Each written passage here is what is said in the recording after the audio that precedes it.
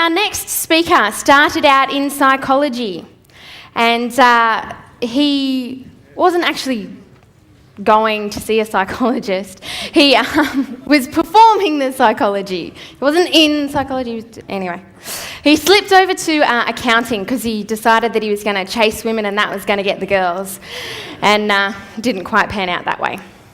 But he thought accounting, you know, who thinks accounting can be a bit boring?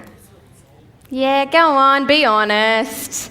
Not with Ian, because Ian's a bit of a comedian. Now, I've been talking to him off stage, and I already think that he's a bit of a comedian, because personally I haven't seen him live.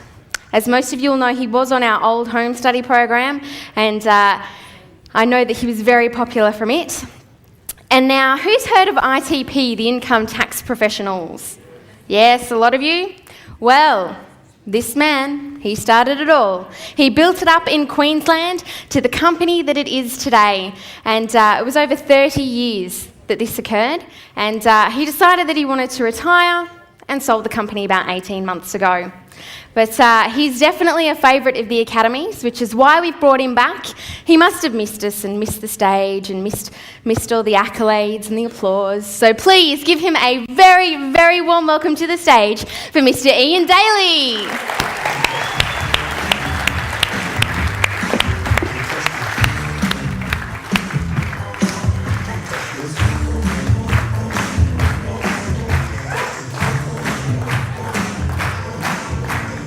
They usually, when they put a person on last in the evening, that's what usually last is, at the end of the day, for any Irish guys that are among us. When they put a guy on last, it means one of two things. It means he's either actually totally and completely and utterly boring and hopeless, and everybody's drifted away and he comes up and speaks to himself. And usually it's the only time he gets decent answers to his questions anyway, so. Or he's absolutely brilliant.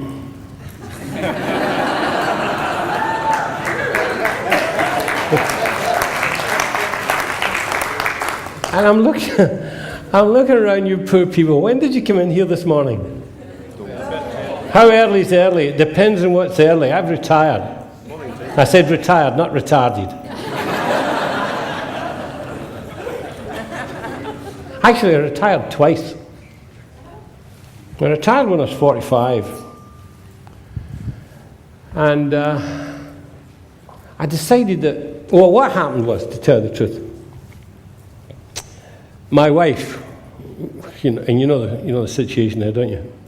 They're always right. Even when they're wrong, they're right, you know. Their lives are miserable if they're wrong, aren't they? Anyway, she said I had to back off a little bit. And I thought she meant the business.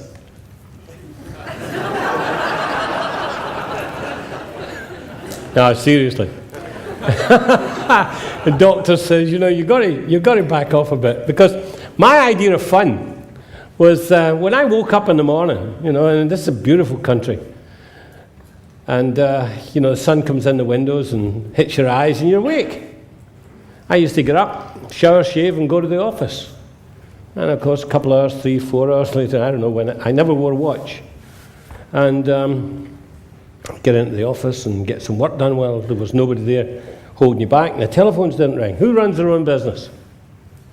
Don't you get a hell of a lot of work done when you go into the office early and those phones don't ring?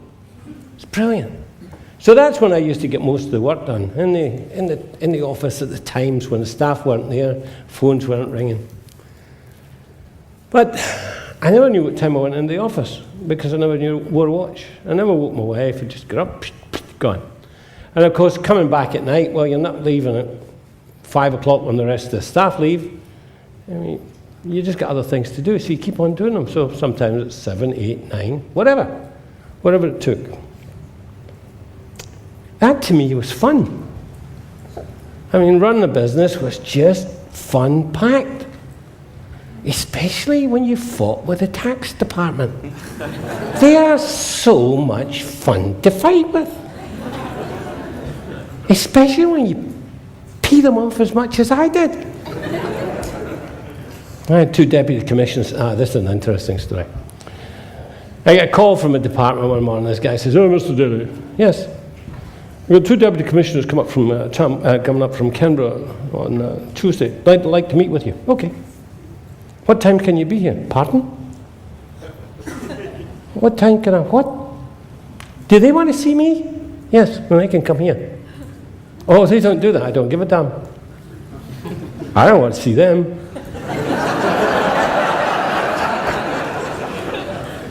So the conversation's terminated. This goes on for 3 or 4 weeks. Eventually the guy calls me back and he says, "Mr. Daly, two deputy..." "You've been on that. What's cut to the chase. What time suits you?" "Where?" "Oh, at your office." "Oh, hallelujah." So I give him a time and a date, and then I went out to the office, and the fun starts here. So I said to my office manager, "Get me a tape recorder. The biggest you can get your hands on. You know, one of the old grundigs. You break your back lifting on the table. Get me a big microphone." So these 3 guys appear, these 2 deputy commissioners, and this other guy called Robin Hood. Now, you know what I called him, don't you? Oh, the whole meeting. Robin Hood. His name was Robert Hood. But you know exactly what I called him, don't you? Kept on telling me, "You got my name wrong." "No, I don't. You work for the tax department, don't you?" Redistribution of wealth. So as I walk into the room, these 3 guys are sitting. It's an interview room. I walk into the room, and as I walk in, hit the switch, and I say, "You don't mind if I record this, do you?" And this first deputy commissioner says, "Yes, I do." "Okay." Switched off and walked out. Went back to the office, got some work done. Phone rings. Reception says, "Mr. Daly, there's 3 guys that are waiting for you in the room." "Well, they want to talk to me, do they?" "Yeah, okay." So I walked back in. "Don't mind if I record this, do you?" "Yeah, well, yes, we told you we did." "Well, why should I? You know, why shouldn't I record it? If I walked into your office, you'd record it, wouldn't you?" "Yes, what's wrong with that? What's wrong with me recording it?" "Well, we don't want you to record it." "I don't give a damn. Do you not want to record it?" "No." I walked out. I got to the door this time. The one guy said, "Mr. Daly." "Yes." "It would be in your best self-interest to come and sit down." "I don't think so." And I walked on. He stuck his head out the door. He says, he come after me. He said, "You can switch your so-and-so tape recorder on." "Okay." So then the conversation starts, and they tell me, now this is 79, 80, around there. "You can't do what you're doing." "What do you mean I can't do what I'm doing?" "Well, what I was doing, and I was the first person in Australia to do it, I was taking the fee from your refund when it came through. And so I wasn't charging you any money for you. And those of you that had your tax return done up here or anywhere else now, that's exactly most of the system. Everybody uses that system." Well, they told me I couldn't do this. And I said, "Well, why not?" "Well, we don't want you to do it." "I don't give a damn." It's a great answer. They've got no answer to that. And they said, "Well, it's illegal." I said, "That's interesting. It's illegal." "Yes." "Who's your boss?" Well, and those of you that know the last guy that was the boss of the tax department, Carmody. It wasn't him. I can't remember his name, but this guy gives me a name. I said, No, not him. Who's his boss?" And he says, "Well, what do you mean?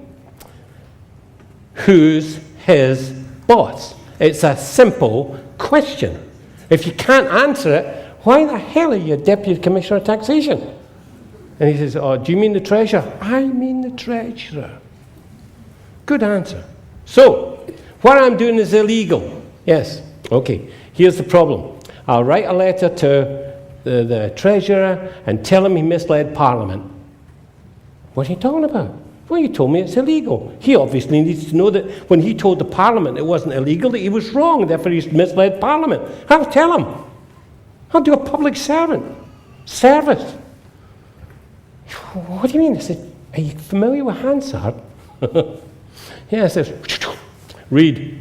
And here's the treasurer says, well, we don't like this practice. It is not illegal. So who's right? Treasurer or you? Well, we don't like it. I don't care. Well, what we're going to do is we're going to change the service of notice for every single return you put in to the client. Therefore, you lose your money. I don't care. But you'll lose money. That's my problem, not yours. You see, when somebody puts a gun to your head, you really should tell them to pull the trigger.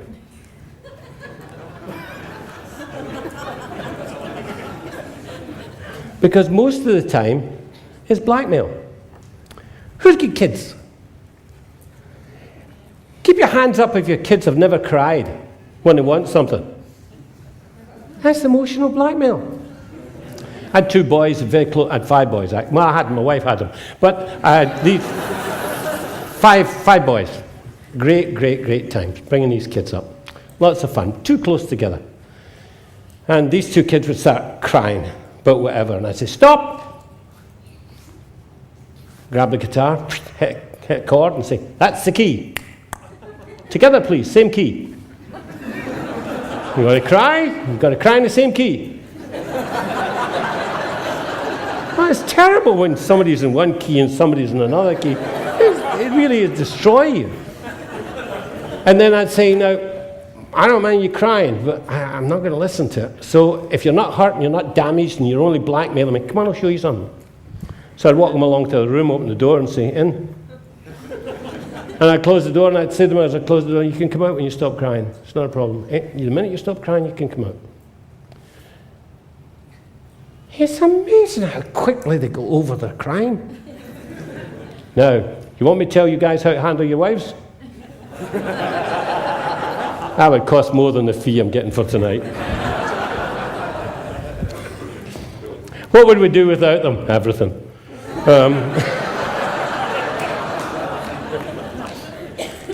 I got to tell you, I joke about my wife all the time.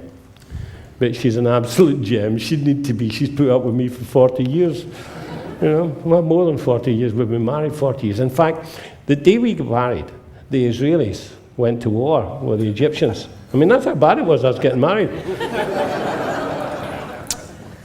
Usually when we put this up on the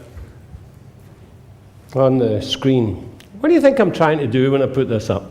Apart from get you women upset, angry, and irritated and annoyed with me. Those of you who've done the home study know exactly what comes next, don't you? So why do I do this? Why do I use this sort of confrontation? Well, because things aren't what they seem.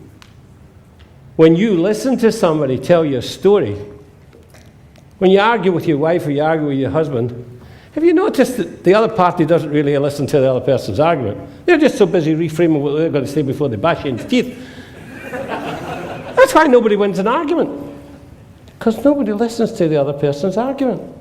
And you can be as logical as you like. In fact, guys, just forget that. It's never going to work with women. Well, you girls ain't logical. There's nothing wrong with that. We guys ain't emotional. We know there's nothing wrong with that.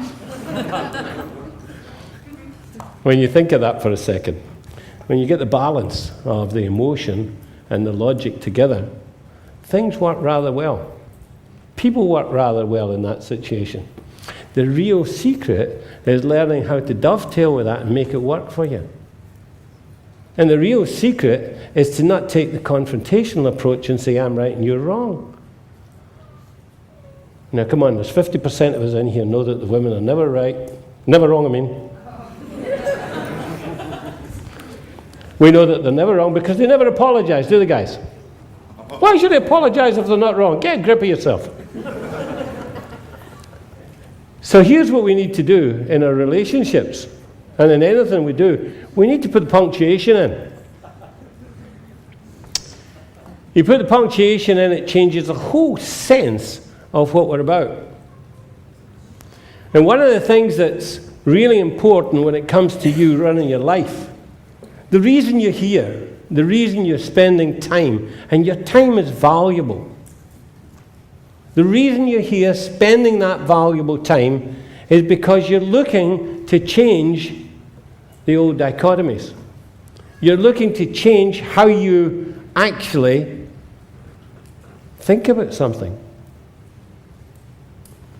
How many times in your first wave through this sort of seminar, you hear something, you think, I've never heard that before. My usual comment to that is, that's why you're here. You hear us talking about thinking out of the square. And the first time you hear that comment, usually a person thinks, what in the hell are they talking about? I'm not square. What are they talking about? When you start to take the blinkers off and you start to say, how can I do that? Not, I cannot do that. Things start to change.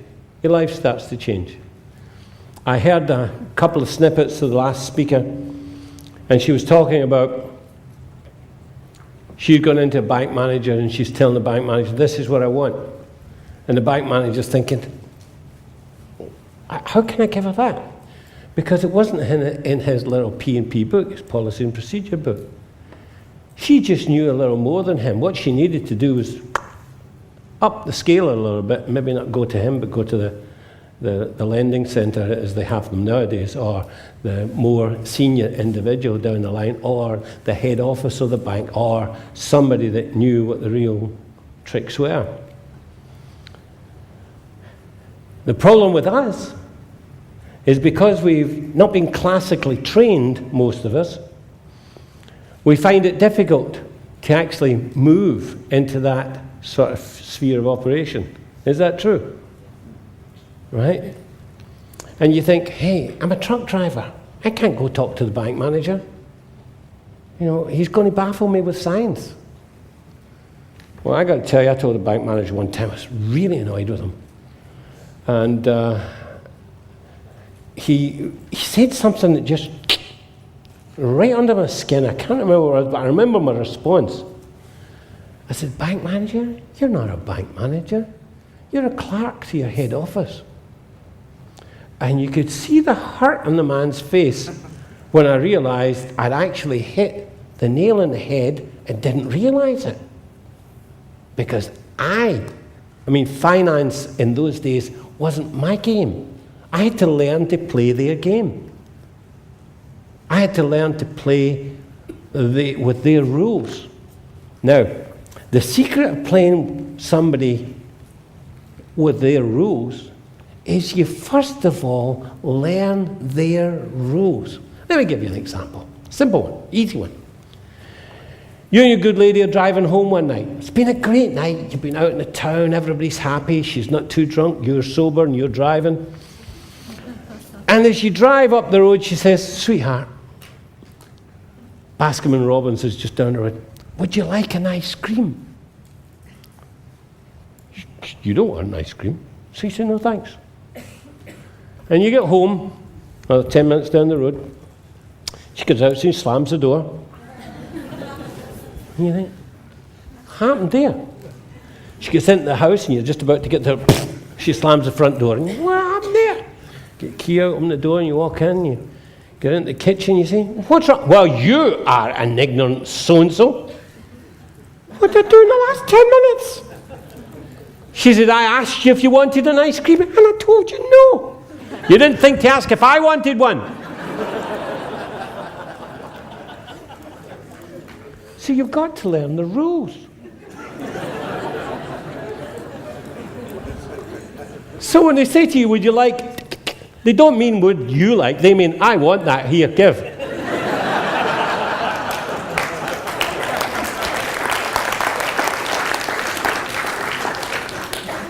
But isn't it fun? And see, when you learn the rules, doesn't life get really good? Now, you've heard me talk about my wife, and you've heard me telling you that, you know, in business, you can't run a business without a budget. You can't do what you're about to do if you're going to get into the property market without running a budget. You can't do it. You've got to forecast, and you've got to forecast as accurately as you can to make sure that the numbers stack up correctly.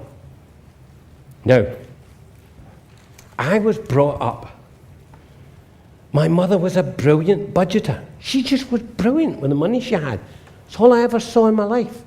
My father would walk in on a Friday, give her his wage packet, and it did whatever we needed it to do. My father got his pocket money. I got married. No, before that, step back. So for all of this time as I'm growing up, I thought the women of this world were the budgeters. I thought that every woman has a mole on her back that was that size and about 1/4 inch deep. Because my mother had one. So every other woman had one. I got to tell you, it was a great surprise to me at some future date when I discovered that they weren't all the same. Vive la différence. Anyway, where was I? So I saw my mother doing the budgeting and doing a great job. So I get married. And I get married to, and May and I just, we like one another. Everything else flows from that. She's the best thing that ever happened to me. She's the most supportive person you would ever have met. Where I doubted and said, I don't know whether I can, go for it. And you think, whew, that's great. What happens if I fail? You can always go and get a job, relax, go for it. All my life I've had that. So I get married. And I come home from work, and I give her the wage packet. When she spends the money, that's fine, that's what the girls do, they spend money.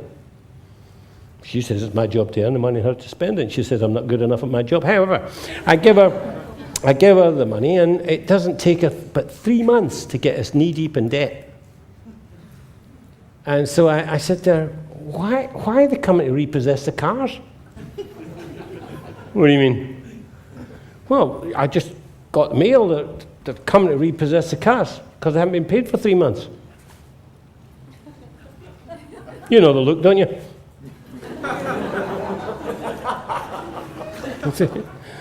Why haven't you paid the cars? I didn't have enough money left over after I'd paid what I wanted to pay and bought what I wanted to buy. Bye. So you got to pay them first. Then you live on what's left. Don't think that's a good idea, she says. My wife honestly thinks that Budget's a rent-a-car company. And she hasn't changed. But I've got to tell you, I solved the problem of her not living within a budget. And it's really, really easy. Anyway, any idea what it is? How do you make sure a woman doesn't have a problem with her budget? You just give her unlimited money. Solves the problem. Seriously. I've done it for the last 30 years and it works a charm. Of course, there's a downside to that. It means that you've got to get up before the crack of dawn and you've got to stay working till 9 o'clock at night. Oh, and that's the reason why I went out that early, is it? So, you end up with, misconceptions of whose role's which. And in each of you are your husband and wife team here. Each of you, one of you is the better budgeter. One of you is good at handling funds. One of you couldn't organize funds in a fit. One of you, money runs through your fingers like there are no tomorrows. One of you couldn't budget in a fit, and I've emphasized that again. You couldn't budget in a fit. There's nothing wrong with that. It's a weakness when it comes to you doing the things that you want to do. So you organize, because you know the rules, you organize yourself around it. So I got this boss of mine, nice guy called Joe Woods. Still talk to him. Ever got a problem, pick up the phone, call Britton and have a chat to him. And I go to him and I said, Joe, I love this lassie to distraction. But I'm going to strangle her. She keeps spending the money the way she's spending it. I can't live like this. He says, that's an easy one. Tell me. He says, and I'm serious. He said, well, what you do is you take responsibility for all the recurring debts, all the HP, the rent, the rates, the electricity, the telephone, any car payments. You take the responsibility for that, and you hold on to that from your wages, and you pay that. You give her the balance to run the family. And when you give her that, you say, that's it, you go for it. And she will manage within that because she's got that to run with. And it worked out perfectly. And he says, you've got to come to, and I'm serious, that works out really brilliantly. And it doesn't matter which side of the coin is the better budgeter, you just move it. Whether it's the lass that's a good budgeter, you do that with the lass. If it's a guy that's a good budgeter, you do it with the guy. And you need to get together in that, because when you do this sort of thing, when you do the property thing, you're going to need to make sure that you're on the same page. He also told me at the same time that I should make sure that we have a division of responsibility as well as the division of money. And I said, well, that's easy. That's an easy one. He says, well, you've just got to decide who's responsible for what. So he gave me some guidelines. He says, you, for example, should decide whether you're going to have atomic weapons, whether you're going to go to war with China, whether you're going to butt up against the Soviet Union. Your wife, she makes up your mind how many kids you're going to have, what schools you're going to go to, how many cars you're going to have, what type of car you're going to have, what sort of house you like. And I've got to tell you, that works out marvelously too. I've never had a problem with China. Making money is the easy part of your life. Who disagrees with me? Put your hand up if you think making money is difficult. You really think so? I've never had a problem making money. And I think that most people, if you teach them basic skills, there's a couple of things happen in life. There are times when you've got to trade your sweat equity for your real equity. Agreed? Now, you understand what I mean by sweat equity? You've got to work your tail off. Sometimes that's physical things where you've got to organize your staff. But what you're doing here in these 4 days is trying to find out something that will stop you having to rely on sweat equity. You rely on the brain power that you've got and the ability you have to juggle. Now, put your hand up if you deal in the stock market. So anybody know a company called Murchison Metal? Anybody seen what Murchison Metal has done over the last 3 years? It went from unable to open Murchison Metal. They must have known I was going to talk about them. They went from 0, and their highest point on the thing was about $6.15. And I think they're down to about 4.5 at the moment. I never looked. The second way to make good money is to find information that will work for you. I was up in Cairns doing a seminar similar to this. And the night before, because there was a group of speakers that we'd spoken at seminars before, we knew one another. And we're sitting down having a meal. And one of the lads says to me, look, his thing was stocks and shares, and I've always thought stocks and shares were Russian roulette, and I didn't touch them. And he says to me, look, I sold XYZ, one of our other group. He said, I've sold him $100,000 worth of shares. And this is the other thing. This lad was sold the shares, and he expected the company to be launched within 6 months. It didn't happen. But he was expecting his $100,000 back in 6 months, and he planned for it to be back. Whenever you make an investment of that description, wipe the money out in your brain. Don't make an investment you can't afford to lose. Do not make an investment you can't afford to lose. If you make an investment you can't afford to lose and it reverses on you, you will blame anybody that you can find except yourself. If you go into stocks, bonds and shares and you've never done it before and it reverses on you, you'll blame Jamie.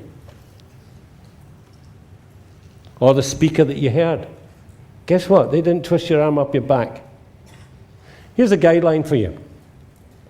Never do anything in the investment field that would take the shirt off your back.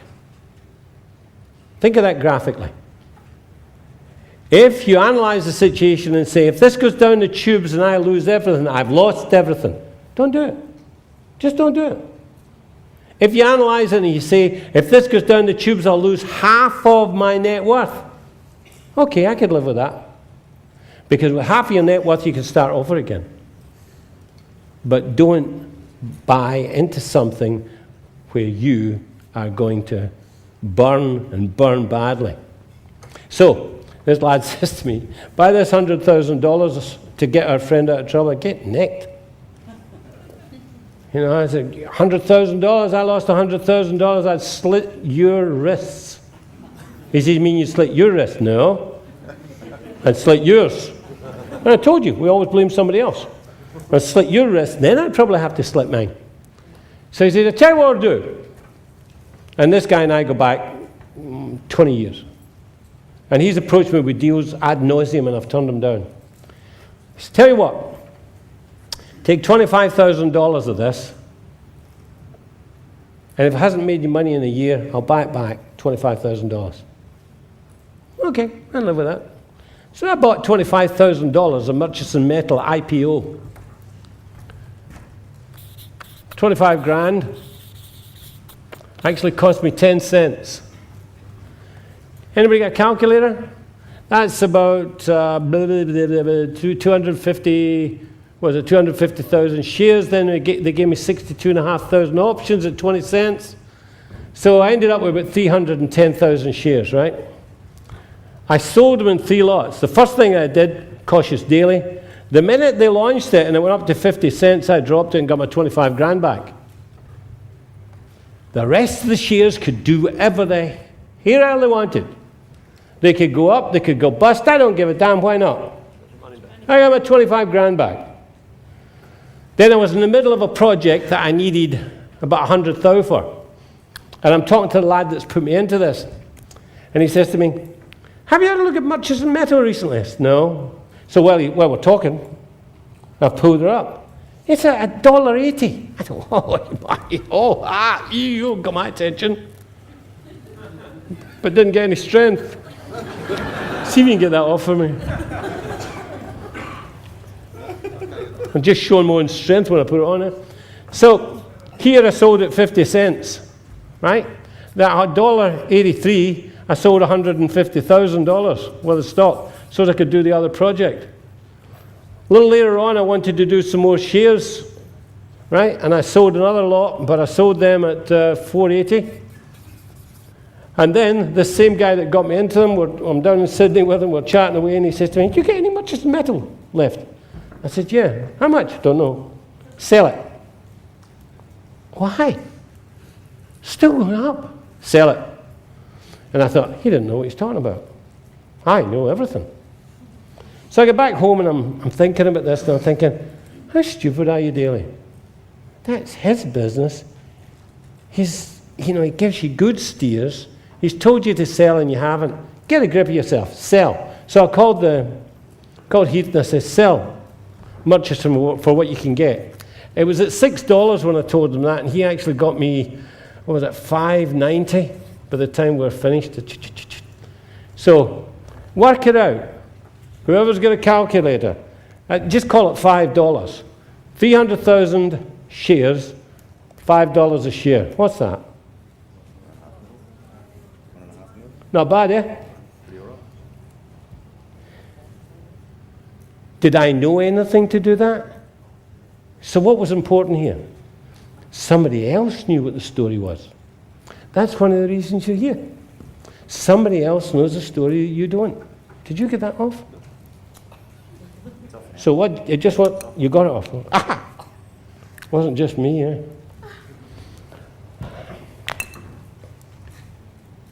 So you can do sweat equity, or you can use somebody else's brain power. And this is where you're starting from here. You're actually using somebody else's brain power to get you to the next stage, get you moving forward. Now you've got to be cunning in everything you do. You've got to think. Feel like, who plays chess? Put your hand up if you play chess. Anyone that plays chess has got to think at least 3 moves ahead. Agreed? Agreed? If you don't, you're dead. It's the same in making money. You've got to think ahead. You've got to keep ahead of the game plan. You've got to try and think 3 levels deep. That's one way of making money. They tend to lock you up. You see, the government's the only people that are allowed to make money like this. You know,